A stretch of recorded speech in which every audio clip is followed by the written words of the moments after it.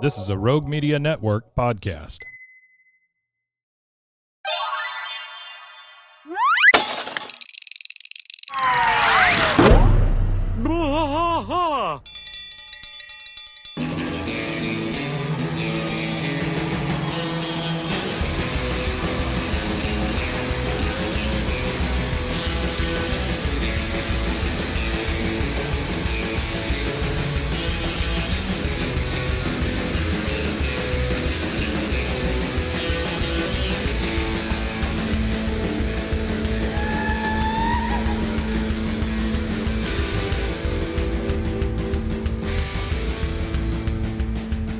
Bwaaa tracks fight all through the night, deep in the heart of Texas. The trailer park is nice and dark, deep in the heart of Texas. That drinks his brew and he spits his chew, deep in the heart of Texas. The TV blares but no one cares, deep in the heart of Texas. Here we go!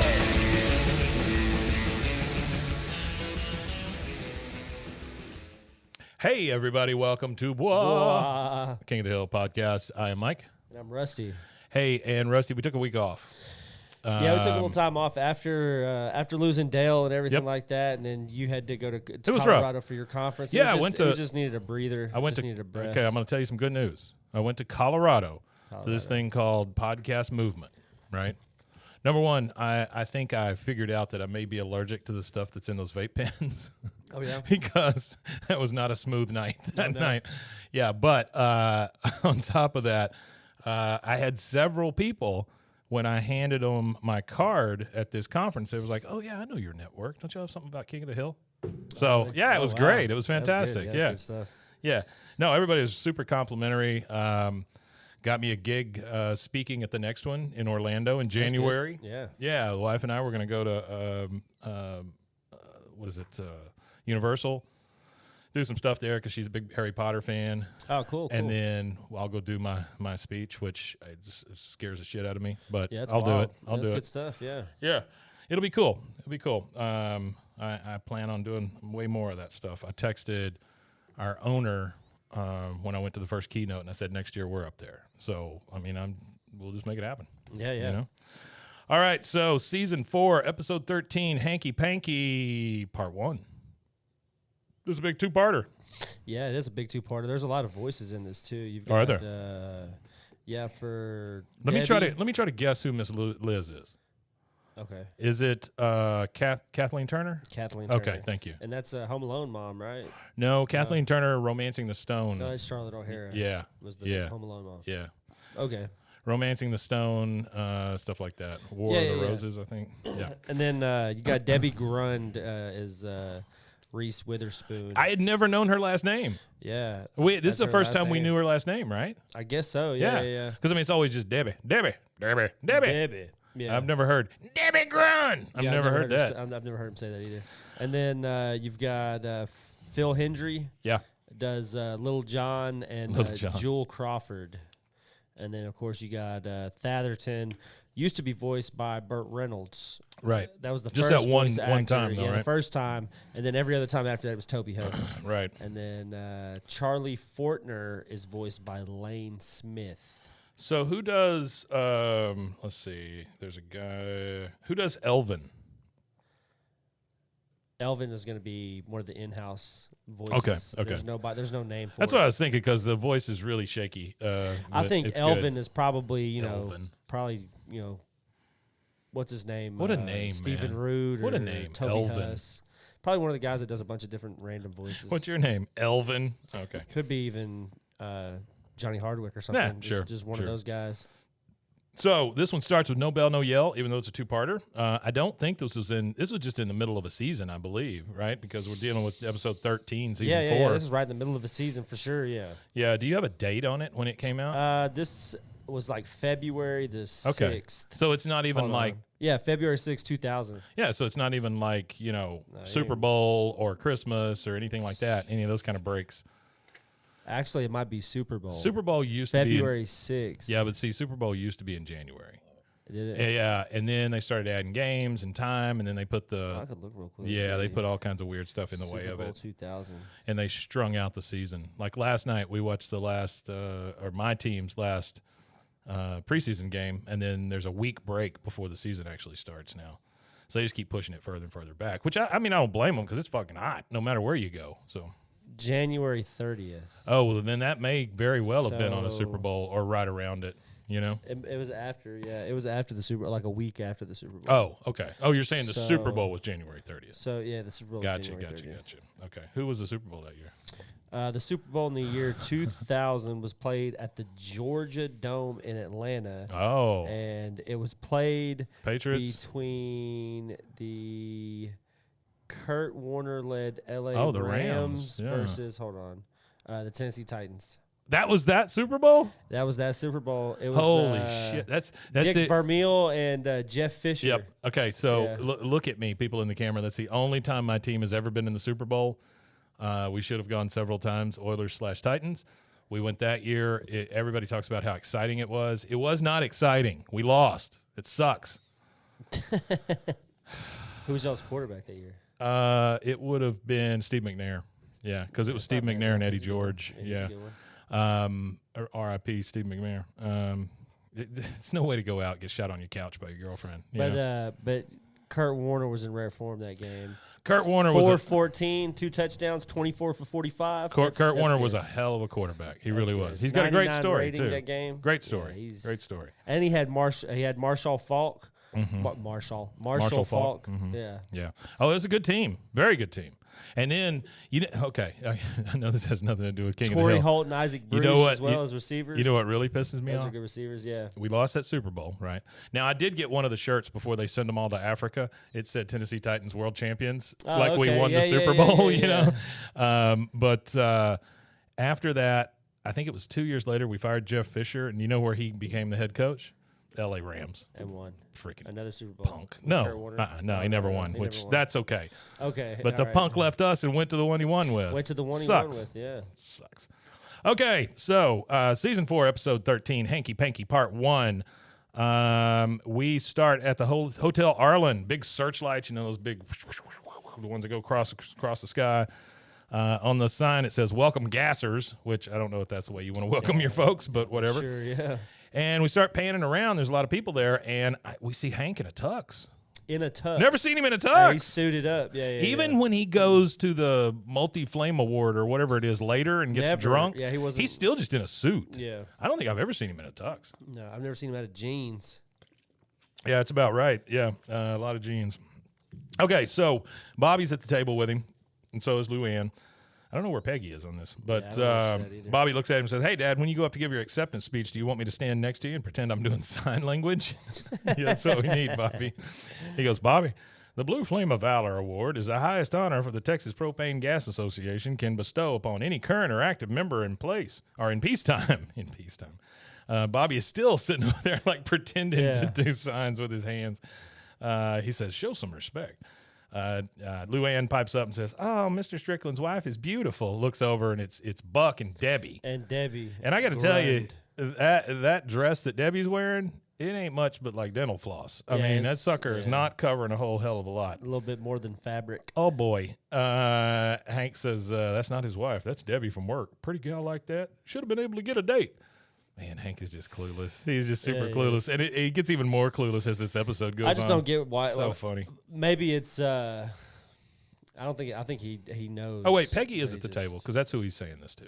Yeah. She just doesn't say anything, which is weird because you think Peggy's probably not in the room if she's not saying anything. Yeah, she generally has a lot to say. So it fast forwards a little bit in time, and we see Debbie and Buck kissing at the table, just like full on making out at the table. Yeah. We hear a spoon tap the glass, and the guy goes up to the podium and he goes, "Hope y'all enjoyed your meal. I haven't seen so much chicken in one room since a Democratic National Convention." And then he just kind of looks around. It's just complete silence. Yeah. And Bobby goes, "Nothing."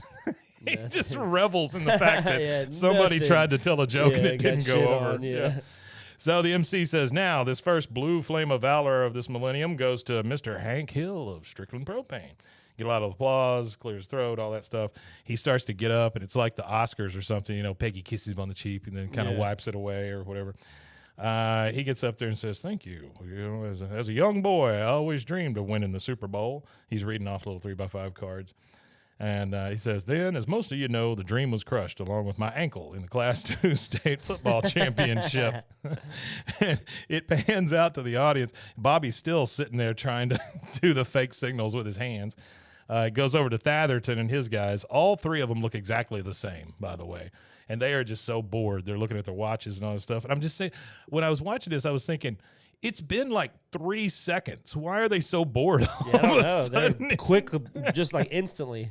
He goes, "Well, I knocked around for a while, sowed my oats, got a job at Jeans West." I love that. The fact that he worked at Jeans West. Did Jeans West exist when you were a teenager? I never heard of that. Kessner's? No, we had a Jeans West in Richland Mall here. I remember Jeans West is the first place I saw the Michael Jackson jacket. You know, the red one with all the zippers and stuff. They had that jacket there. Yeah, they had that and a bunch of parachute pants. So they were like a trend store. Oh yeah, they were. Yeah, they were. They carried a lot of that crap. Trend but it was all jeans, also. You know, that kind of stuff. A lot of Wranglers. Well, we'll see what kind was they it sell. Western jeans? No, because he says here, long story short, one day at JW, Jeans West, I sold a pair of Jordache to a man who would change my life. And then something Hank probably shouldn't have dug down into the pile for. To quote Dr. Luther King, not Martin Luther King, Dr. Luther King. Luther, yeah. He says, "I had another dream." Well, that's not to quote him at all. That's not to quote him at all. To sell propane and propane accessories. And it looks over to these ladies in the audience. They're just kind of, "Dr. King. He says, "The name of that man in the distributorship who made me dream again, Strickland." Yes, and it's like up behind him, you know, you see a screen come down. Peggy comes out with an overhead projector, like old school overhead with slides type projector, you know.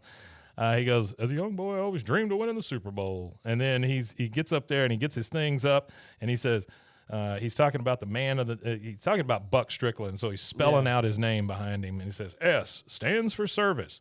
T is for trust. R is for reliability. Now, the I stands for," and then you just hear, "Jackass!" Yeah. He's like, "No." And then it pans to the back, and you see Miss Liz, who's Buck's actual wife. She is pissed. She's hot. She's in a fancy ass pantsuit. Coming in fast. She's just standing there with her arms crossed, like Dolly just so pissed off. Parton-esque. Yeah, very much so, very much so. "Jackass!" He says, no, it's for integrity. That's not even the right letter." It's not even Again, the right letter. Hank, just clue into what's going on here. That's not even the right letter. Yeah, he's never clued in. So she storms over to Buck, and you hear Thatherton say, "That's Mrs. Strickland. This ought to be good." And then Buck stands up real quick and goes, Now, Miss Liz, just calm down here. We in public." She says, "You are in public with this little bimbo in front of half our Christmas card list." She looks over and goes, "Are those my mother's earrings?" And then Hank, still trying to get it together, he's like, "C is for compassion." And then you hear Liz again. She's like, "I want you out of the house." Buck says, "Yeah, but sweetie." She goes, "And out of the lake house." He goes, "The lake house?" She goes, "I'm sorry I stole your thunder, Hank. Please start over." And then Hank's like, now where was I?" And then you hear Thatherton scream, D for done. She storms out. Yeah. For people that didn't know, too, Kathleen Turner's the one that did Jessica Rabbit's voice. Yes, Jessica very Rabbit. much so, yeah. She's got that very breathy voice, you know. Yeah. Sounds all smoked out. Yeah, I could pretty well tag her every time I hear her voice. Yeah, she's got a very distinct voice. All right, so Miss Liz storms out, and then the next morning at Strickland, we hear, "Hank, my office, pronto. Now, we got to move fast. Hank, give me whatever cash you got." And Hank just pulls his wallet out and just gives him whatever cash. Doesn't ask, doesn't do anything, doesn't even stop. Just gives him a bunch of cash. By the way, Buck and Debbie came in together. Hank immediately hands the money over. He goes, "Son, you just bought yourself a barbecue joint." Hank says, he picks up a coaster, right? And he's reading the coaster, and it says, "Thereby transfer 100% ownership of Sugarfoot's barbecue to Hank Hill." He goes, "Yeah, that's right. And after my divorce is final, you'll therefore transfer 100% ownership back to me. Ms. Liz can't have half of what I don't see, or what I don't own, see." Sorry, that needs to come out. I just burped right into the mic. Oh, you did? Yeah, it sucks. Miss Liz can't have half of what I don't see or what I don't own. See, he goes, you sabe, don't you? You sabe. Understand. Yeah. Hank says, sir, I don't even know you own Sugarfoot. That place is an institution, I'll tell you what. You got a sawdust on the floor, brisket served up on butcher paper. He goes, yeah, Hank, this ain't poetry night. Now, don't worry. Place runs itself. The help makes the barbecue. I make the money. Now, go tell Joe Jack to come in here and get his new Evinrude outboard. He's got a motor back behind him. And take Roger his scimitar, would you? He holds him a big sword to give to Roger. So later in Hank's bedroom with Peggy, Peggy is looking over this coaster, and she goes, with the power vested in me by the great state of Texas, I hereby notarize this beer coaster. And she stamps it with her stupid notary stamp. Congratulations, Hank. You own a barbecue restaurant. Oh, yeah. And because we live in a community property state, I own half. So in addition, congratulations to me. And she stamps it again. Such a shitty woman. All right, so next morning we're at Strickland's, the propane, not his house. And he comes up and he goes, now, listen here, children. We're a family. Now, Daddy still calls the shots, but Debbie's your new mama. Your new mama. He opens his office door to a big old lawyer and Miss Liz sitting there at his desk, and they're just waiting on him. He goes, oh, shoot. The lawyer speaks up and says, pleasant morning to y'all. My name's Jewel Crawford, attorney at law. He's got a very, like, foghorn, leghorn type, you know. Yeah. I tell you what. Buck says, I know all about you, you sorry sack of sackcrete. I mean, that's that's that's a great thing to say to somebody. I've never heard that one before. Sorry sack of sackcrete. Sackcrete. The sackcrete, if you don't know, is a sacked concrete. Yeah, it's a fast hardening. You just add water to it, stir it up, throw it in there. Yeah, I've made tons of stuff with sackcrete. Anyway, including some shoes for people. No, I'm just kidding. The lawyer says, sticks and stones, Buck, that's all you're going to be left with. Well, you must be the adulterous correspondent in this divorce. And he's looking at Debbie. Yeah. Says, aren't you pretty? Well, I see how you could make a man stupid. And Debbie just goes, thank you. She's just such an idiot. He says, the lawyer says, Judge Yarborough sends his best regards. And this hands some papers to Buck. He goes, it tells you when you got to leave, which is now, and where you got to go, which is out. He goes, there, y'all caught up. That's it. It's like, you got to go, out. You got to leave, now. That's it. Yeah, that's it. You're gone. Buck says, God dang, Miss Liz, let go of my egos. The lawyer responds with, I'm sorry you had to hear that, Miss Liz. That's a big, he goes, now, drag yourself out that door before my ostrich boots puts your egos back in the toaster. Whoa. Miss Liz says, thank you, Jewel. And then Buck kind of mumbles a few things. He goes, Debbie, you stay here. I need you to be my eyes and ears. Debbie looks over at Miss Liz and goes, I'm his eyes and ears. And goes, bleh, and sticks her tongue out at her. She's an idiot. And then Miss Liz says, yes, but your butt belongs to me because from now on, I am the Strickland and Strickland propane. Yep. Hank just kind of looks at it. Oh. So he doesn't know what's going to happen. And that is our first commercial break. And we'll take that. We'll be right back. Let me tell you, Rusty, eating healthy used to be a struggle for me, but that was before I discovered the BlendJet 2 portable blender. The BlendJet 2. Now when fast food temptation strikes, I just blend up a delicious and nutritious protein shaker smoothie. You know, they gave us a whole bunch of those little packages that came with the blender. Yeah. And there's some really good flavors in there. I mean, there's some like that matcha thing. The green matcha? Yeah, those are pretty damn good. BlendJet 2 is portable, so you can blend up smoothies at work, a protein shake at the gym, or even a margarita on the beach. It's small enough to fit in a cup holder, but powerful enough to blast through ingredients like ice and frozen fruit with ease. Maybe a human thumb. Don't put your thumb in it. BlendJet 2 is whisper quiet, so you can make your morning smoothie without waking up the whole house. Lasts for 15 plus blends and recharges quickly via USB-C, which has saved us all. There's nothing worse than turning that USB thing over and over and over and over, and then finally finding how it plugs in, you know? Oh, yeah, I don't like that either. Yes, USB-C saved us all. Best of all, BlendJet 2 cleans itself. Just blend water with a drop of soap, and you're good to go. There's 30 plus colors and patterns to choose from. There's a BlendJet 2 to complement just about any style. We have a pink one? Lavender. Pink one. I think ours is lavender. Mine is the Toy Story Aliens. Oh, yeah. It's like the Pizza Planet one. Ooh, that one. Yeah. They've got some really cool colors, but I really like the patterns. I know one of the people here got one that looks like Woody the Sheriff. Is there a code with them? There is a code. What are you waiting for? Go to blendjet.com and grab yours today. Glab it today. Glibbity glob. And when you do glab it, make sure you use the promo code BWAAA12. That's to get 12% off your order and free 2-day shipping. No other portable blender on the market comes close to the quality, power, and innovation of the BlendJet 2. They guarantee you'll love it or your money back. Blend anytime, anywhere with the BlendJet 2 portable blender. Go to blendjet.com and use the code BWAAA12 to get 12% off your order and free 2-day shipping. Shop today and get the best deal ever. BlendJet 2, formerly known as BlendJet. Hey, everyone. It's me, your puzzle-loving pal. Did you know I was a puzzle-loving pal? I didn't know you were a puzzle-loving pal. I got to tell you about my latest obsession. It's Wongo puzzles. These things are the real deal. They are high quality, handcrafted, and perfect for anyone who loves a good challenge but doesn't want to dedicate their entire kitchen table to puzzles for a week. Trust me, I have been there. I will tell you this, my parents, they're very old and decrepit, and they do puzzles all the damn time. Yeah. Like there's always a table that has like an unfinished puzzle. Yeah, it's either that or I don't know. Die. feel your bones. So these puzzles, these Wongo puzzles, they are 100% wooden. They'll last forever. Each piece is hand drawn.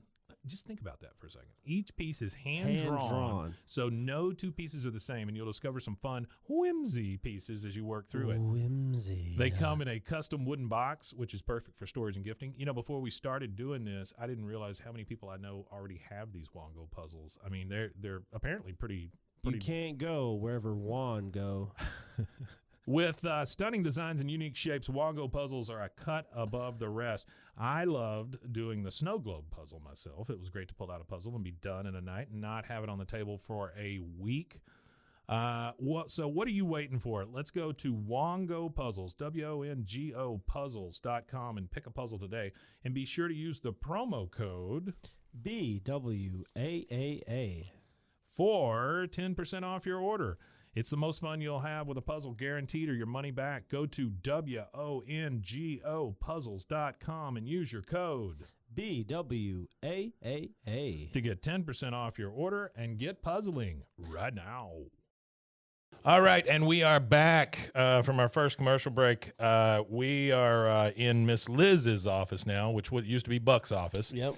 Hank's standing there in front of the desk, and he goes, look, Miss Strickland, I believe in being direct, so can you just fire me now? I figure you probably want to bring in your own people. She goes, my people shop. Relax, Hank. I and my lawyer want this business to be profitable. I can't do that without you. I need you on my team. And Hank's just like, okay. Well, I do love some teamwork. I do love teamwork, yeah. She goes, Hank, what's the worst job on this team? He goes, worst paying or most degrading? Hell, it's the same for both. It's tank wipe. They always talk about this tank wipe job. It's funny that she doesn't fire Debbie. Like she could fire. Oh no, she could keep everybody and fire Debbie at least, but she kept Debbie on just to give Debbie hell. She goes, Debbie, you're on tank wipe. I mean, she just immediately gives her the worst thing she can possibly think of. Sawdust. So now we're at Sugarfoot, and Peggy has taken this to heart. Sugarfoot's going to be hers now, right? Yeah. So she comes storming in, and she's just looking around the place. She goes, oh, sawdust. And I'm so sorry. You hear a couple of customers say, hey, Wayne, hey, Bobby. Things are going on as usual, right? Yeah. The place has not skipped a beat. And then she's talking to herself. She goes, oh, this place has so many possibilities. And then she sees somebody. She goes up to the counter, and she goes, hello, my name is Peggy Hill. I am the new owner of Sugarfoot's. I don't know why people would just take her word for that. I don't know. I just walk up to Whataburger. They didn't even argue with her. That's what I'm saying. I'm going to try that. I just walk up to Whataburger. Hello, I am the new owner. Please give me 7 burgers. Give me a couple of the burgers over there. I'm the new owner. So there's a guy cutting meat at the counter, and I don't know if you've never been to one of these kind of places. It's kind of like a Rudy's or something like that, where you just tell them what you want. They portion it out. Yeah. You walk up and they're already cutting the meat and stuff, and you tell them you want half pound, full pound. Well, do you want wet? You want dry? You want quarter pound, half pound, whatever? And then somebody in the back is cutting up sausage and all that stuff. Yeah, it's going. So she walks up to him and says she's the new owner, and this guy says, "What happened to Mr. Buck?" Oh, Mr. Buck's going through a nasty divorce, so he sold this restaurant to me and my husband, who will be a silent partner. Yeah. Damn, Peggy. Yeah, this is rough. This one's terrible. Yeah. The guy, he's still cutting meat. He goes, okay, nice to meet you. I mean, he's just like, screw it. I got meat to cut. I got business to do. She goes, well, I have not met you yet because you have not told me your names. He goes, well, that there's Elvin, our sauce man. He just points at the guy in the back. He's stirring sauce, big goofy looking dude. She says, He goes, and Bubba, and he's over there, older man. He's serving all the extras and stuff. He's got okra, coleslaw. Well, yeah, he's got a big ladle in his hand and stuff. Yeah. He goes, that's Merle. She takes the money, points at the register, and he goes, I'm Little John. I cut meat. She goes, well, it's very nice to meet you, Little John. As my first order of business, I want you to know that you are no longer employees. You are now teammates on Team Peggy Hill, and I am your captain, Peggy Hill. He goes, that'd be fine, ma'am. And he just turns around. Yep. And she turns around. She's like, oh, okay, well, I guess I'm done. She turns around, runs into one of the customers. The dude's just got barbecue all over him now because she's just running into him. She's like, oh, I'm sorry. All right. And now we see Hank walking up at the Casa Linda apartments, and he's knocking on 318D. And he knocks on the door, and this hippie stoner-looking guy comes to the door, says, I'm looking for building 25, apartment 13D. The guy goes, oh, yeah, this is it. And then you see Buck sitting in a recliner over there. He goes, yeah, I'm in here, old top. I go, Debbie's place is right next to Sugarfoot's. That's a coincidence because he sees it right there. He goes, this is my favorite line from Buck. Might be almost of all time. Ever. Yes. Yeah, this is a solid line. He goes, no coincidence. I like to eat, I like to hump, and I don't like to drive. It's just so good. That's great. I like to eat, I like to hump. He goes, so I built Sugarfoot he next built to his restaurant next to the singles He apartment. said I built it next to the singles apartment. Yeah. That's funny. He goes, have a seat. And there is literally nothing in the room except for a couch and a single recliner. That's it. And he tells Hank, have a seat. Hank looks around and he sees a saddle on the floor, and he has to move a freaking gun off of it to have a seat on it. So he finally sits down on the saddle. He looks down at the gun, and on the gun is scrawled Ms. Liz, so it's like engraved on it. Yeah. Buck says, that's my Italian scattergun. You ever heard anybody call it a scattergun? Never. That gun, that saddle, them boots, one measly box of cash, that's all I could hide from my wife and that damn Jewel Crawford. Gail, who is really reclining on the couch, this is the hippie guy that's her roommate. He goes, oh, eBay has a Smokey and the Bandit, Screaming Eagle, Black Trans Am, and Hot Wheels still in the blister pack. Hey, Buck, can I borrow $400? $400. That's not borrowed, yeah. And Buck, talking to Hank, he goes, that's Debbie's roommate, Laura. And the guy says, it's Gail. Here's where I'm going to light my Firebird, and he opens up his little Hot Wheels container. He's going to like put it in there. The guy is completely clueless. Buck gets up and he looks on the table next to the couch. He goes, you going to shut up now is what you're going to do. Talking to Gail. You going to shut up now is what you're going to do. God dang it, are those my pecan sandies? He holds up the bag. It's all empty, and he kind of goes, that was dinner.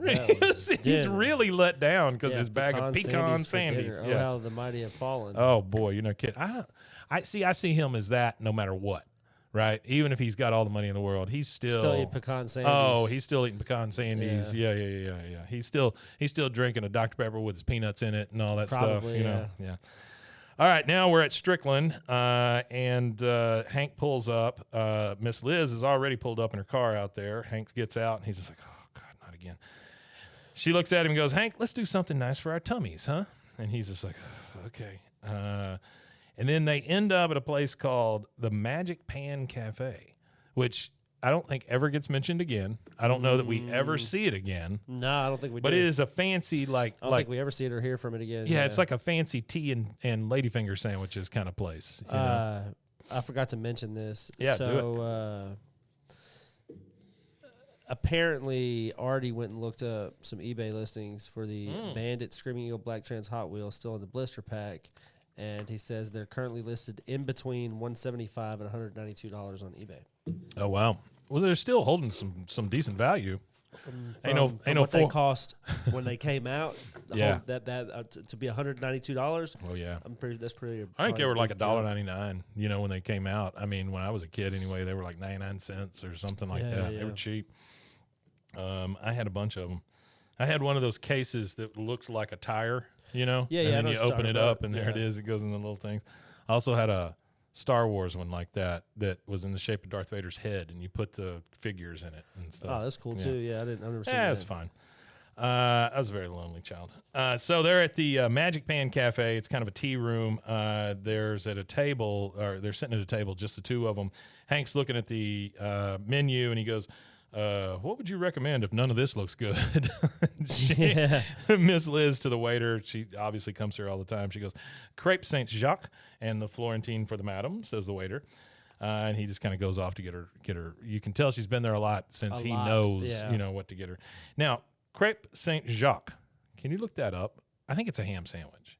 But crepe Saint Jacques. It's a crepe filled with onions, mushrooms, scallops, and cheese with a sauce made of the same stuff, but with white wine. Huh. Okay. Well, I didn't realize. All right.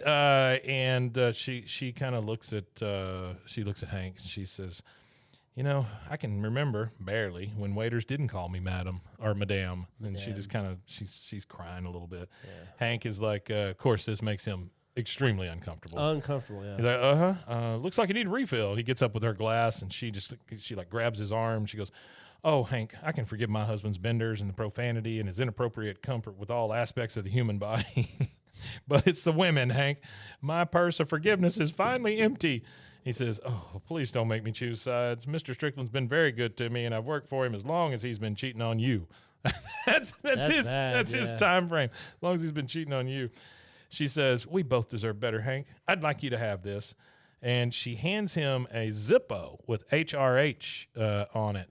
Yeah. And she goes, Hank Rutherford Hill, I'm making you manager, and I'm giving you a raise. He says, wow, manager? Well, I hope you won't pass the cost of my raise on to the customer. And she's just like, oh, you. So now we're at Sugarfoot's. There's a staff meeting afoot. That's funny. I can't believe he would say that.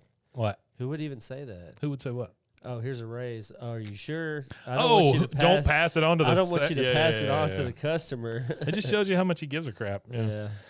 So Eggy is having her first staff meeting, and for some reason, Bobby and Luann are there. They're the staff now, I guess, too, along with Elvin, Little John, and whatever the other guy's name was, and the lady who takes the cash. She goes, oh, okay, so welcome to our very first team meeting. Now, this is our new suggestion box, and she pulls a box from under the table. By the way, everybody has a little pink envelope in front of them at the table.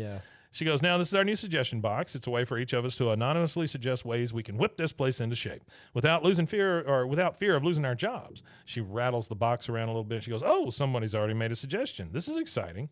And then she reads it, and it says, sweep out the sawdust and put down carpet. Carpet Tex is having another going out of business sale. Excellent. Approved. Well, obviously, Peggy, you've put that in the box. That's disgusting, yeah. And then Little John brings it down to earth, and he goes, that box will work better if you cut a hole in the top. Yeah. That's a good idea. She goes, possibly. She says, now, in addition to the anonymous suggestion, I have a few thoughts of my own. Elvin, when customers walk into Sugarfoot's, what's your first thought? Elvin says, I'm hungry. She goes, she goes, it's also, why isn't this place good enough to be a chain? Well, nobody's thinking that. Nobody's thinking that at all. She goes, now my own experience tells me that people are willing to sacrifice individuality for comfort and familiarity. And his autobiography, Wendy's founder Dave Thomas, agrees. Elvin goes, I like them square hamburgers. Yeah. I like them square hamburgers. I don't. She goes, exactly. Now, everyone, please open up your chore envelopes. And they all go to open their envelopes. You don't like the square burgers? I like charbroiled patties. Burger King is the only place really that you can get a charbroiled patty around here. My dad refuses to eat Wendy's because he doesn't like the square meat. I don't. It's just a friggin' fast food burger, Dad. It doesn't matter. Well, I don't know. It kind of bothers me that it's square too. I don't care. How are they forming it? In a square box. I don't know. How are they cutting? Where they got square cows? Mm-hmm. I've never seen a square cow. I've never seen a totally round cow either. But I've seen a round cow though. You haven't seen a round cow. I mean, cows are round, not square. A cow's not as angular as that beef. There's too many. Is your dad afraid of square beef, or is he afraid of 90-degree angles? He's just afraid of squares in general. He's just afraid of like 90-degree angles. I've seen him. Is he uncomfortable near windowsills? I've seen him throw a bottle through a TV screen like 100 times. Yeah. Just over and over. Damn squares! And he just throws them through the windows. All right, so they all pick up their envelopes and open them up. Now we're at the Hill house. It's nighttime. The phone's ringing. Hank gets it. He says, hello? Oh, hi, Miss Strickland. A propane emergency. Oh my God, this is for Hank. That's crazy. That's like texting somebody 911. You know, this is might be worse than 911. He'd get there faster. so he is. His response time is better than any first responder. Oh, he'd be a great like Uber driver or yeah. Jimmy John's. He'd work great for Jimmy he'd be John's. there. Freaky fast. Yeah, he. only if there was a propane emergency on the other end of that. That's Jimmy right. John's sandwich That's right. delivery. It's true. So we see him almost immediately. He's at her door. He rings the doorbell. She comes to the door. By the way, in a silk kimono, and her hair is tied up, but it's got a couple of those chopsticks in it, you know, holding it, like the sexy whatever, you know, I don't know. You can tell she doesn't have anything on underneath that thing. She goes, "Come in, Hank. There seems to be a propane leak in the master bedroom." And this is looking very suspect. Master bathroom. Yeah. Oh, yeah, it's very suspect. We're in a very sus situation. We We're all know sketched what's out. fixing to happen. Oh, Hank yeah, has yeah. no friggin' clue. He has Hank doesn't have zero a clue. And I don't think that Hank is. Hank cares. I love a quote He- here he's married to Peggy. towards the end where Mr. Strickland talks about sex and Hank. Yeah. So that's coming up. But she goes, "Come on in. I think it's a propane leak in the master bathroom." He goes, "Huh? Is it the whirlpool or the heater?" She says, "You're the professional, and I just know it's not hot enough in there yet." Yeah. And they walk towards that. He goes, "Oh, sounds like the heater." They open the door, and there's just candles everywhere. It's a circular bathtub Yeah, for it's two, just full of bubbles. It's looking very, Teddy Pendergrass, Yeah. Marvin Gaye. Oh, yeah. Let's get it on. And then he goes, "Oh, this might be electrical." Like, he still has zero clue, right? And so he goes down, and in these tubs with jets and stuff, a lot of the time they'll have an access door down at the bottom of it. So he opens that access door and starts sticking his head in there, and his butt's sticking up. And he says it might be electrical, and his butt's sticking up in the air. He's looking in the hole, and she goes, "I knew you were the right man for the job." I mean, it's just getting super dirty here. It's getting nasty. Hank is down there looking around with a flashlight. He goes, "I got to be honest with you, Miss Liz. I was worried when you took over at Strickland." She says, "Could you pass me more of those bath beads?" "Oh, sure." Yeah, exactly right. Yeah. He goes, "Oh, sure." It's And still funny how it doesn't register to him at all. Nothing. He goes, "And I didn't want to leave Strickland." And then you hear a cork pop. He looks over and he goes, "Is that champagne?" And she says, she's pouring it into two different flute glasses. She goes, "And these are two glasses." He says, "Huh. Yep, a backup glass, just in case one of them breaks. Smart." Again. Oblivious. Yeah. She goes, "Hank, let's get in there and make some soup." And which is just the grossest way of saying let's make a bath together. Not only is it the grossest way to say it, you're saying it to the soup. wrong person. Oh, my Lord. I don't ever say make some soup. She lets her hair down, her robe. She's completely naked. Imagine, though, like a woman says, "Hey, let's make some soup," and then you go into the bathroom and she's got lightly seasoned water with carrots and potatoes in it. Like an old cartoon. Yeah, you're like, what? What's going on here? She lets her hair down, her robe. She's completely naked. Hank looks around, oh, and he just falls into the tub, and she's like, "Oh, Hank, no, Hank." He's sputtering and kind of clawing around. He almost drowns, and then he finally gets out, and he runs out, and he's just covered in bubbles. That's it. So she has come on to him. And that is our second commercial break. We will take that, tell you all about the newest things and the most stuff you can buy, and we will be right back. Hey, Rusty, did you know that you could be putting oil and chemicals in your coffee? No, I didn't know that. I love coffee creamer, but I don't think I've ever turned a bottle around to actually see what's inside. Recently I did, and I found out many of my favorite creamers, like especially the one my wife used to use, they contain ingredients I would never intentionally add to my coffee cup, like canola oil, dipotassium phosphate, whatever that is. Terrible. Artificial flavors. I can't take artificial flavors a lot of the time. Yeah, I'm good on any flavoring. They taste gross. I don't like flavors in my coffee. I like the earthen flavor of coffee. I love coffee. Don't get me wrong. I do love it. I just I don't like all that crap in my coffee, right? Yeah, no, who does that? So let me tell you about Laird Superfoods then. They have better ingredients, amazing taste, and functional benefits. Laird Superfood creamers are crafted from the highest quality, all-natural, real food ingredients. All Laird products are sustainably sourced and thoroughly tested to ensure that you're incorporating the cleanest, finest fuel into your routine. Now, they're all natural. They've got whole food ingredients. They contain naturally occurring MCTs from coconut oil, and everybody tells you coconut oil is good for you. Mm-hmm. There's no artificial flavors, no colors, no additives. No sugar from highly refined corn syrup. So that's a big deal right there. If you take one thing you do every day and make it better, Laird developed his creamer himself to stay powered for a day on the waves. He was a big wave surfer, Laird Hamilton was, and he needed a morning fuel that could allow him to spend the entire day chasing the ultimate wave. So he made this creamer, and it is it's crazy, crazy good. Laird sources high-quality plant-based ingredients globally and puts an emphasis on U.S. sources whenever possible. They aim to source responsibly and sustainably and believe that the foods you consume should be as good for the earth as they are for you. They have honest and transparent products and labels. If you try it, you won't go back. They have functional superfood creamers, instant lattes, and prebiotic greens. They have a variety of snacks and supplements full of wholesome plant-based ingredients to keep you charged for wherever life takes you. So to get a deal on Laird Superfoods, I need you to go to zen.ai, BWAAA, King of the Hill. So that's zen.ai/BWAAA, King of the Hill. And your offer code there is BWAAA.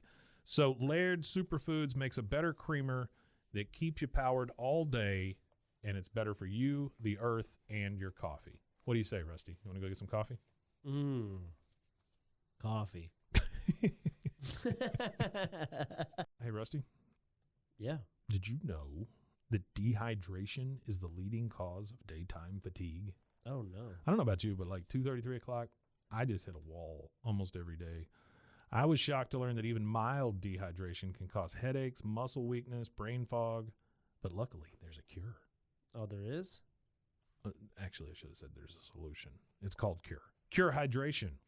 The Cure Hydration is an oral rehydration solution, or ORS, that contains the perfect balance of electrolytes. We know how important that is because plants crave it. Super important. And glucose to help your body absorb water and rehydrate quickly. The formula is made with all natural ingredients like coconut water, powder, and pink Himalayan salt. Whoopee. And it is free from artificial flavors, sweeteners, and preservatives. Cure Hydration is vegan, gluten-free, and non-GMO. That makes it a great option for anyone with dietary restrictions and preferences. The packets that they give you, they're convenient. They're easy to use. You just mix them with water and drink. They're perfect for on-the-go, travel, or anytime you need quick hydration. Hydration is more than just drinking water, Rusty. It is, that's what Lauren Picasso, a lifelong endurance athlete, discovered as she struggled to stay hydrated no matter how much water she drank. I've known people like that. My wife drinks so much water, it's crazy. Lauren found Cure, a science-backed electrolyte drink mix to make hydration easy for everyone. Cure believes that hydration should be simple and effective, but also clean and natural. That's why they only use the highest ingredients and quality plant-based stuff to avoid any artificial or harmful additives. They're committed to transparency and honesty. All of their ingredients are clearly listed on their website and packaging, and they're always happy to answer any questions or concerns. So are you ready to combat dehydration? Absolutely. You can try Cure today and feel the difference for yourself. Use your code BWAAA. Sorry, I blanked. You're good. For 20% off your order.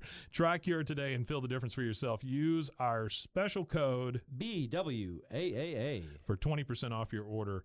Your coupon will be activated at checkout. Try Cure Hydration. Stop drying out. And we is back. So next day, this is the next day, and it's at Strickland's. It's in Mrs. Liz's office, which used to be Buck's office. It's just her and Hank in there, and she goes, Hank, I am so embarrassed about last night. You're a real gentleman, and I was a little less than a lady.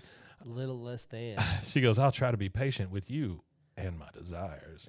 He goes, well, you know, there's no personal, and she kind of grabs his shoulder. She goes, it was my fault, and I'm turning over a new leaf. Now, here's your new manager's uniform. Put it on, and let's go into the showroom. Hank takes the clothes. And a couple minutes later, they're in the showroom, and all the people are gathered around. Miss Liz comes out, and she goes, in recognition of his dedication to the company, I promoted Hank Hill to be the new manager of Strickland Propane. And you hear the applause and stuff, and then Hank comes out, and Hank's wearing short shorts, like little short shorts. Short shorts. Hank ain't got no ass to begin with, but he's wearing a little short shorts. And you kind of hear them all snicker and stuff, and then Joe Jack goes, boy toy.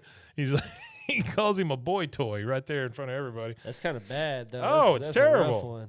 That's By the super way, rough. Debbie is in the background. She's polishing doorknobs. Yeah. That's what Artie put on here too. You Yeah, dirty she's old polishing man. doorknobs. You dirty old man. And Hank, he's like, boy toy. I don't didn't even even know what notice that that. means. I didn't even That she's notice polishing that knobs? until after I read Artie's notes, and then because we haven't recorded, Artie sent me these notes. Yeah. Before. Oh, yeah. Like 2 weeks ago. Well, he sent them to me because we record usually on a Saturday and a Yeah. Sunday, Mhm. and Johnny Hardwick had died that Friday. Yeah. So we didn't record the Right, episode, right, and then we didn't right. record last week. So I Right. sat on these notes for 2 weeks. 2 weeks, yeah. So I was watching the show after I'd read his notes, and I noticed, I was like, I didn't even notice that Polishing knobs. my first Yeah. run through, I didn't notice that she was polishing knobs. I thought that was a good tongue-in-cheek By the joke way, by the writers, by the way. Thanks back. Thanks again, Artie. And this is, appreciate you sticking with us. A Jim Dauterive. This is written by Jim Dauterive? Yeah, and directed by Jeff Myers. Oh. Speaking of which, I'll go ahead and announce now to our fans. I've been talking to a podcaster that has talked with some people who have done some stuff on King of the Hill, and he's reached out to them for me, and one of them has gotten back with me, and it's in later seasons. This guy's in the later stuff, like 10, way down the line doing storyboard stuff. But I still think it'd be cool to talk please. to somebody, even though we're so far away. Anybody from who's that, involved but- in the production. he said he would love to come chat with us. So we'll have some guests coming soon. Oh, that's awesome. Yeah, I love that.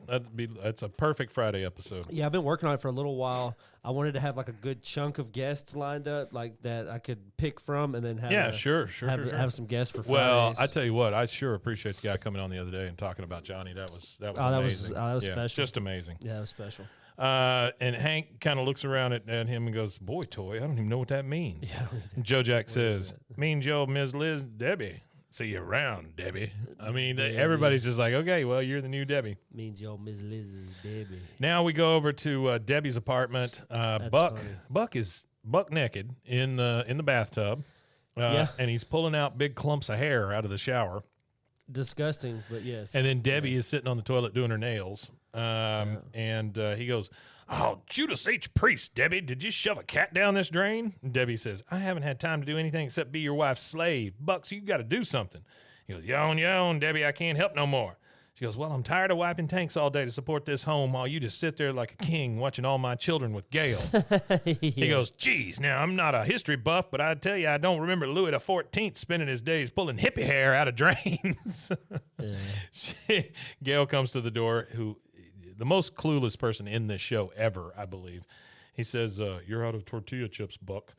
He goes, "Well, that's it. Debbie, get me my flip-flops. I'm going to shave in the pool." And she just like throws him at him, hits him in the face with his flip-flop. "I'm going to shave in the pool." Shave in the pool. All right, now we're in the alley with the guys. It's getting to be like evening. And we see Peggy backing out in the car with Luann and Bobby, obviously going to Sugarfoot's to lord over her new empire. And you hear Bill say, "Poor Peggy doesn't suspect a thing about Miss Liz." Hank says, "There's nothing to suspect. I haven't done anything except my job." And then Dale, his only line in this whole thing, "Well, you can kiss that goodbye unless you kiss Miss Liz in a pleasing manner." Yeah. Bill says, "Or you could call the Equal Employment Opportunity Commission." Dale says, "Or you could just put out."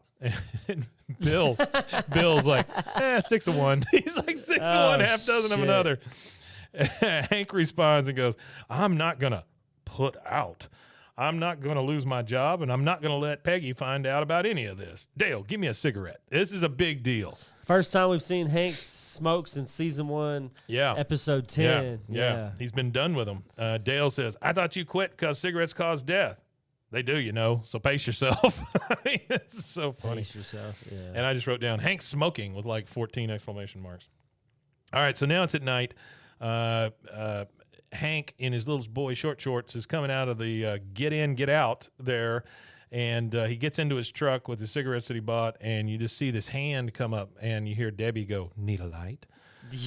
And he's like, "Whoa, Debbie, what are you doing here? Why are you in your underwear?" And you see her crawl over the seat, which is the most uncoordinated thing, but she's in like her lingerie, she's in this black bra and panties. She goes, "I need you to protect me from Miss Liz." She hates me. He goes, well, you are having an affair with her husband. Yeah, absolutely. Every right to hate you. She goes, you're my boss now, Hank. I was having an affair with my boss, and you're my boss now. And then she goes, he don't want none of that. Hank. He gets out. He starts running around the car. She gets out, starts chasing him. He goes, no, sir, I'm sorry, but at this point in time, I'm going to have to reject your advances. That's funny. And they're chasing each other around the truck. He finally gets in the truck. And she's like, this ain't over. Nobody rejects Debbie Grun. She's just pounding on the window next to him. He goes, well, I just did. And then he drives off. She goes, oh, you'll be sorry, Hank Hill. And again, we've never known her last name. Now we know her last name. Yep. And she just immediately went to whoever she can screw that's her boss. Pretty much, yeah. I mean, that's nuts, right? That's it, yeah. Hey, by the way, if you guys hear anything behind us, they're having the Margarita and Salsa Festival in the parking lot right here behind us. Is that really what's going on? Mm-hmm. That's what you're hearing. You hear all that? Listen. Yeah. I didn't know there was something going on down there. Yeah, Margarita and Salsa Festival. Oh, I might have to go up and get some food. This is the first year that they've had it there, or they've had it here, and it's not been going on for like 2 or 3 years because the people that originally started it stopped, and then I think somebody else took it over and moved it down here. Yeah. Which, I mean, that's great. I mean, it is 147 degrees outside, but sure, it's great. Yeah, I'm not going outside. So now we're at the Hill House later on. I'm not going outside. I'm not going outside. I'll go outside Monday. Yeah. It's supposed to cool off. Yeah. 90 is cool. By the me. way, when they say cool off, we're still talking 90s. 95, 96. But that's the thing is 90s is good for me. I can go outside in the 90s and be out there and be okay for a little while and be out. But when it's 110, it's just because when you're driving down the road at 90, it's 90 degrees outside and you got the windows down and you're doing 60, you feel a slight. Yeah, there's a little bit of breeze. Not a lot, but it's enough not cool, to where but it's comfortable cooler. And you could ride around the lake. Well, it's that summer breeze kind of thing. But 110, there's no air. There's no air. There's no friggin' air. Yeah. So in Denver, that was like, oh, it was nice. It was 95 one day. Was it lovely? And they were just like, oh my God, it's so hot. Yeah, I said, but the difference is here, y'all got no humidity. There's none there. Dry. Yeah. I said, here, 114, you go inside, you take a shower, you're nice and clean, you go outside, you wet, just almost immediately. Pretty much, yeah. Anyway, okay, so now we're at the Hill House later, Hank comes in the house. He's still in his little short shorts, and he goes, "Whoa, Mr. Strickland," because Buck is sitting in Hank's living room with the eternal flame thing sitting next to him. And right next to him. And the flames going on it, which I didn't know those things lit up until I saw this. I didn't remember the fact that lit up. But it's on, you know. He goes, well, the plaintiff called me gloating all about your little rub-a-dub-dub in my tub. And Buck is literally sitting there with that gun, with his scatter gun. Yeah. And whiskey, which is not good for Buck. No, not Buck, at all. whiskey, Definitely gun, not good that's for too Buck. much. He goes, now, soup is good food, Hank, but keep your spoon in your own bowl, which I love that quote. Yeah. He goes, sir, we go back 15 years, and in all that time, I've only had one mistress, and her name is Propane. Peggy and I have an understanding about that. Yeah. It's just too many words, Hank. Way too many. He goes, oh, heck, Hank, I believe you. And this is what I was talking about. He goes, oh, heck, I believe you. I know you don't have sex.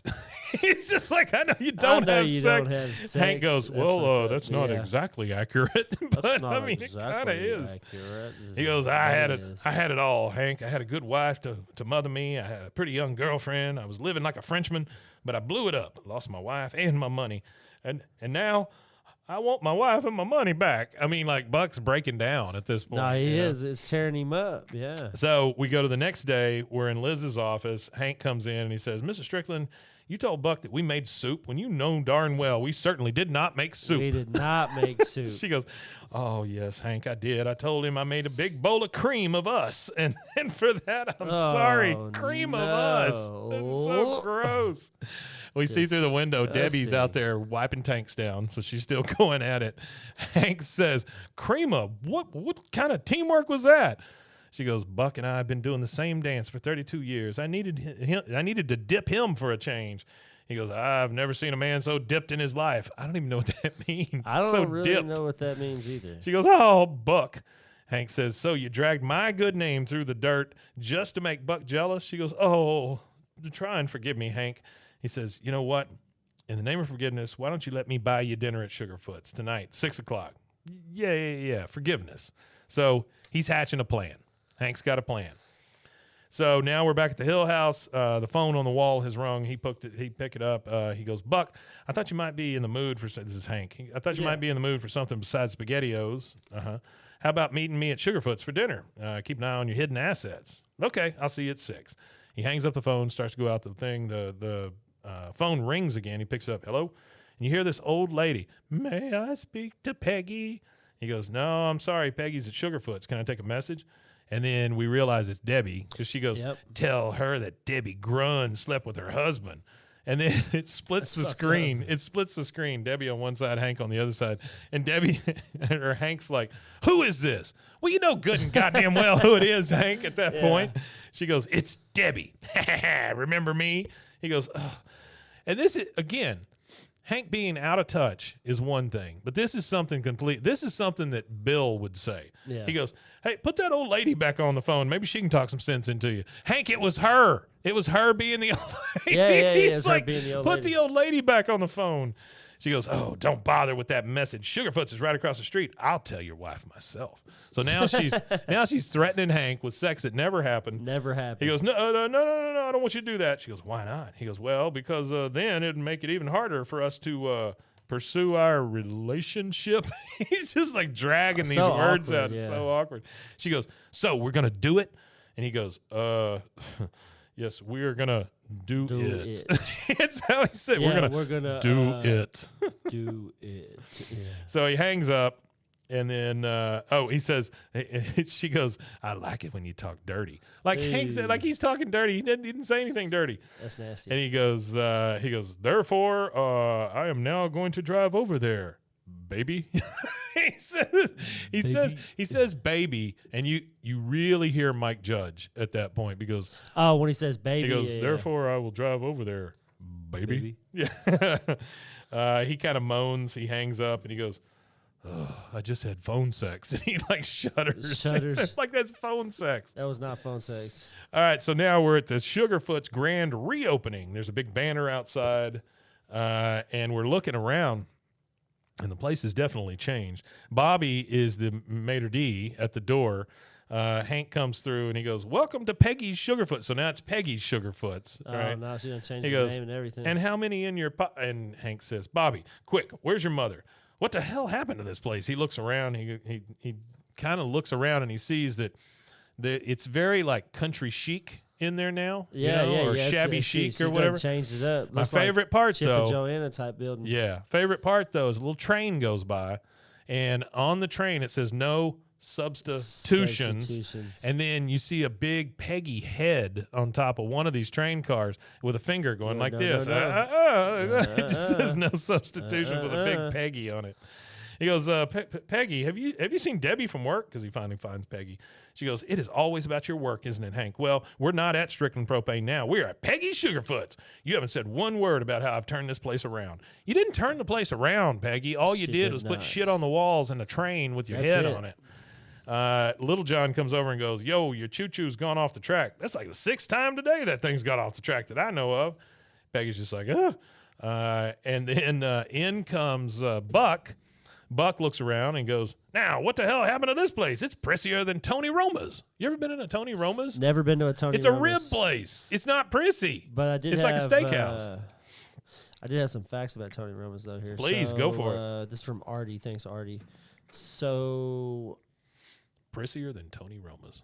First opened in 1972 in Miami. Mm-hmm. After 4 years of being, it was opened by a guy named Tony Roma. Yeah. After Not 4 Tony years, Romo. Tony Romo. But it's funny you say Tony Romo. After 4 years of being open, it was bought by Clint Murchison Jr., former owner of the Dallas Cowboys. Oh, really? So wow. At that time, he was the owner of the Dallas Cowboys. Generally, but he bought the U.S. routes. Oh, really? All the rights in the U.S. And then he founded a corporation called the Roma Corporation, and then now they're in like 100 locations on 5 continents. Well, I was going to say, usually a Tony Roma's you'll find in a mall or a place like that. It's not like a freestanding, it's like steakhouse, ribs, onion loaf. It is a little bit. It's Chili's, but steaks. Is generally totally what it is. Yeah. I remember as a kid, I thought Tony Chili's Roma's with was. steaks, that's what Well, I thought Tony Roma's was fancy. I've never heard it be explained like that. But yeah, that's it's pretty Chili's much with what sums steaks. it That's up. what it is. Yeah, it's like an Applebee's with just steaks. that's right. That's right. Thing, yeah. And so Frozen ass food. Hank is telling him, he goes, well, why don't you take a seat? And he says, Bobby? And he's like, he wants Bobby to take him over to have a seat. Then Liz comes in. Buck looks over. Ms. Liz. She goes, Buck, oh my God, there used to be a horseshoe over the door that we took off our horse on our honeymoon. And these walls, they used to be the smoky color as your eyes. She goes, what have they done to Sugarfoot, Sugarfoot? He says, well, why, you hadn't called me Sugarfoot in years. And they're just like all together again. They're just fired out of back nothing. up. Yeah. She goes, Buck, you got to promise me. He goes, oh, sweetheart, Yeah. baby, I know it. That's the 150th, 5,000th time. He's Yeah. probably been promising her Oh, for 35 please. years. He says, don't you worry about nothing because you know what? Debbie is history. And then you hear Hank, and he goes, oh, my God, Debbie, I got to stop her. And he runs out in his little short shorts. He's going to stop Debbie. My grandpa actually, now go ahead and tell a little funny family story. Yeah, please. So, when my mom was 19, my grandparents split up. My mom was the youngest. So pretty much when my mom went to college and, she was actually getting ready to graduate because she's, in England, they start college earlier. So by 19, you're getting ready University. to graduate. Yeah, university.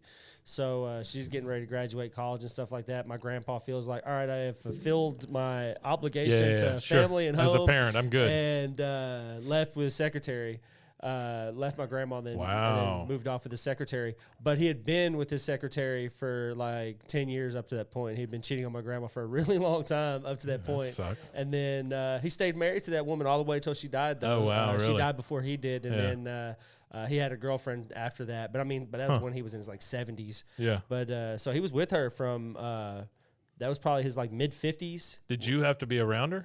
I was never really around my grandpa that much. Okay. Yeah, That's what I was wondering. They were estranged. How uncomfortable that Well, would him be. and my mom were estranged because my grandma injected all these ideas into my mom's head and stuff. So my mom like had an aversion to him, didn't like him for years because she was real young and all she saw. Well, she heard in the her one head, side, yeah. Well, it was her first like divorce in her family. Nobody got divorced. Everybody, her grandparents were all married. Everybody stayed together her whole life. So that was like the first instance she'd ever seen it at 19. So she was estranged from. So I never really got to. I only met him one time, but I talked to him on the phone a few times as a teenager. But he got brain cancer when I was in my 20s, and then he died when I was like 24. What a fun story. But yeah, but that's what I'm saying. That's in relation. That's the kind of relation thing to it. It was the cheating thing. So they're like with your secretary. They're like thick as thieves again. They're in love. He runs out. Pressure. He says he's got to stop her. He runs over to the apartment. He's pounding on the door. He goes, and then Gail opens the door. Gail, by the way, same name of a guy in Breaking Bad that something terrible happens to him when he opens the apartment door. Isn't Gail the chicken man? No. No. Gail's like the scientist that he brings in to replace Walter. Oh yeah, okay. He goes, I gotta talk to Debbie, and then we go back to Sugarfoot's. Peggy Walter kills him, right, because he sees him as competition. I'm not gonna spoil that for everybody. Oh, okay. And no.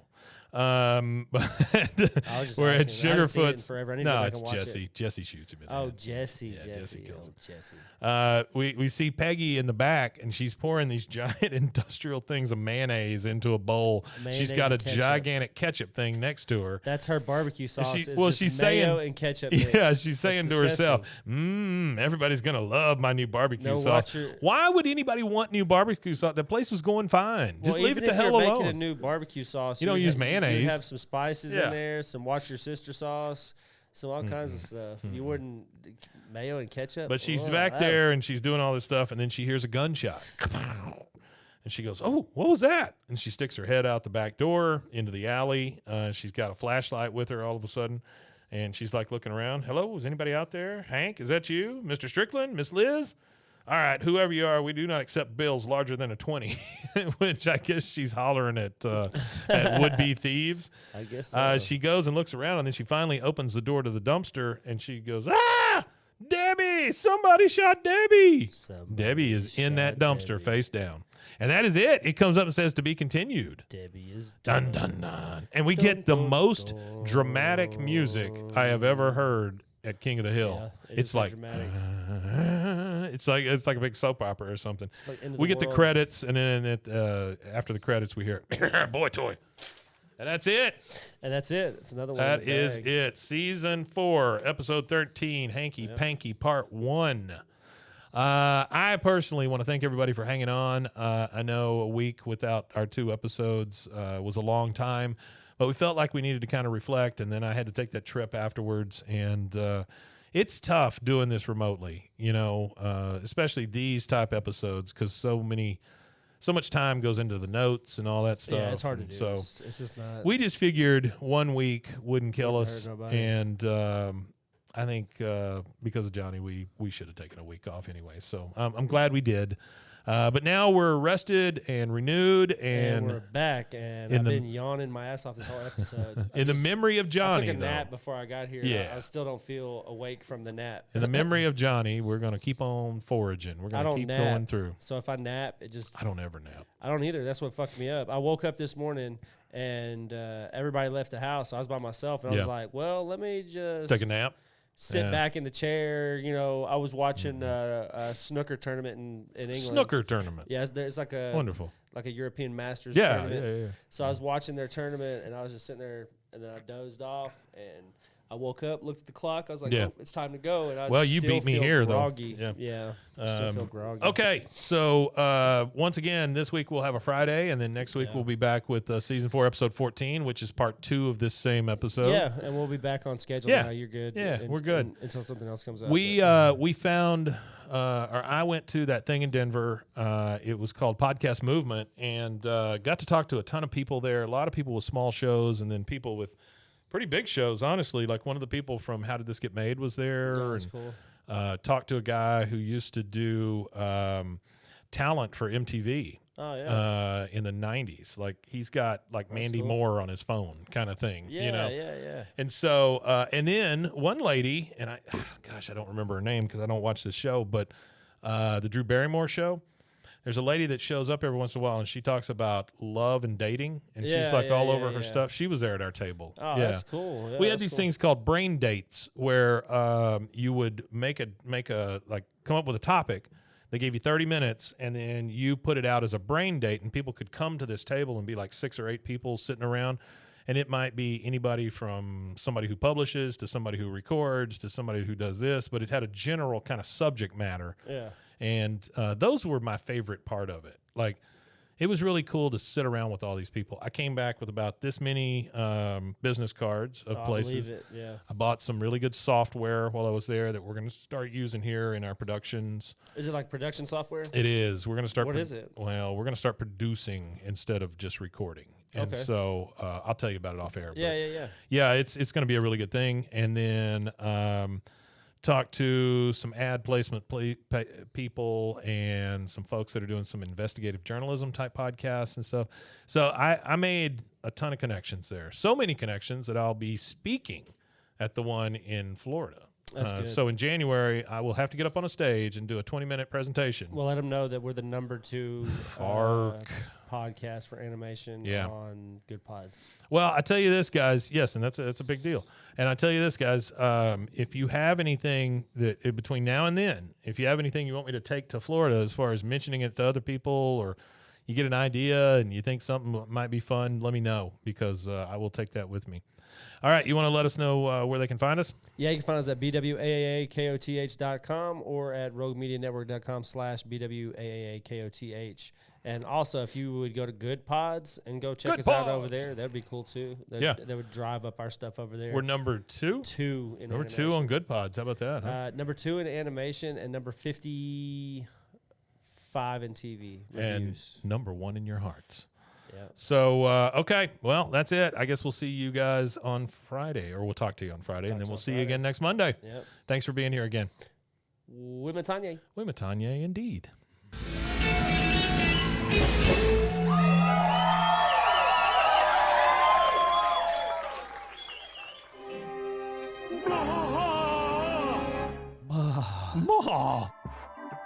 This has been a Rogue Media Network production.